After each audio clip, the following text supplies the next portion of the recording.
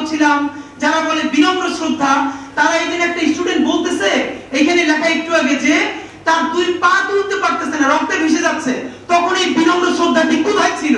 এইটা তাদেরকে ধরে ধরে জিজ্ঞাসা করতে পারে। মানে আমি যে কতবার স্টুপিড হইতে পারে ওদের সব কাছে। মানে ওরা এই দুনিয়ার সমস্ত নারী অধিকারকে তো কিন্ডার নিয়ে আসছে, নারী অধিকার নিয়ে কথা বলবে, ওরা সংস্কৃতি কর্মী। এই যে একজন মহিলা উপদেষ্টা তার ছবিটা পিছনে রাইখা যেই ভাষায় যা বলতেছে, এইটা তো ছাত্রী বললেও হয় না, এটা দুনিয়া কোথাও নাই, এটা কোনো ক্লাসই নাই। মূলত আওয়ামী লীগ এই ক্লাসেই বিলং করে।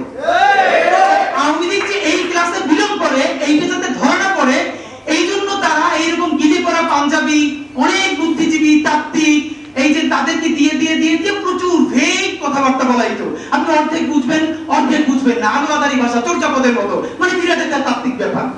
এই বলে বলে তারা বাঙালি জাতীয়তাবাদের নামে বাংলাদেশকে টুঙ্গিপাড়ার কলোনি বানাইছিল। আমাদেরকে এখন যেটা করতে হবে, সেই কলকাতা এবং টুঙ্গিপাড়ার কলোনিয়ালিজম থেকে ঢাকার বাংলাদেশ গড়ে তুলতে হবে। আর বাংলা মানে আর এখন আর কলকাতা না, বাংলা মানেই বাংলাদেশ। এই স্বাধীন পরিচয়ের জন্য আমাদের দীর্ঘ প্রস্তুতি নিতে হবে, মনস্তাত্ত্বিক লড়াই, সাংস্কৃতিক লড়াইয়ের জন্য। আমি আশা করছি যে আপনারা সবাই যে যার পরিসরে, জুলাই শুধু বাঁচিয়ে রাখলে হবে না, জুলাইকে মাথা উঁচু করে বাঁচিয়ে রাখতে হবে, তাহলেই বাংলাদেশের স্বাধীনতা সার্বভৌমত্ব বাঁচবে, বাংলাদেশ বাঁচবে। ভবিষ্যতে রিসার্চ করতে চাই, আপনাদের এখান থেকে যেন তারা ডেটা নিতে পারে, এইটা আপনাদেরকে করতে হবে। এটা আমি সব জায়গায় বলবো না, কিন্তু যেহেতু বুটেক্সের, আমি মনে করি যে বুটেক্সের ইতিমধ্যে অল্প সময় হলো তাদের ওয়ার্ল্ড ওয়াইড ক্যালামনাই তৈরি হয়ে গেছে, তাদের অনেক ভাই বন্ধুরা বিশ্বের বিভিন্ন জায়গায় গেছে। প্লিজ আপনারা এটাকে একটা ওয়েবসাইট করেন এবং এটাকে ইংলিশ অবশ্যই ভার্সন রাখেন, আর সেইটাকে খুব ভালো একটা জায়গায় লঞ্চ করেন। প্রয়োজনে বড় ভাইদের সহযোগিতা নিয়ে কোনো একটা 5 স্টার হোটেলে যদি সম্ভব হয় আপনারা কূটনীতিকদেরকে ডেকে ডেকে ব্রিফ করেন, যারা এখন বলে আগেই ভালো ছিলাম, যারা বলে বিনম্র শ্রদ্ধা, তারা এইদিন একটা স্টুডেন্ট বলতেছে এখানে লেখা একটু আগে যে তার দুই পা তুলতে পারতেছে না, রক্তে ভেসে যাচ্ছে, তখন এই বিনম্র শ্রদ্ধাটি কোথায় ছিল? এইটা তাদেরকে ধরে ধরে জিজ্ঞাসা করতে পারে।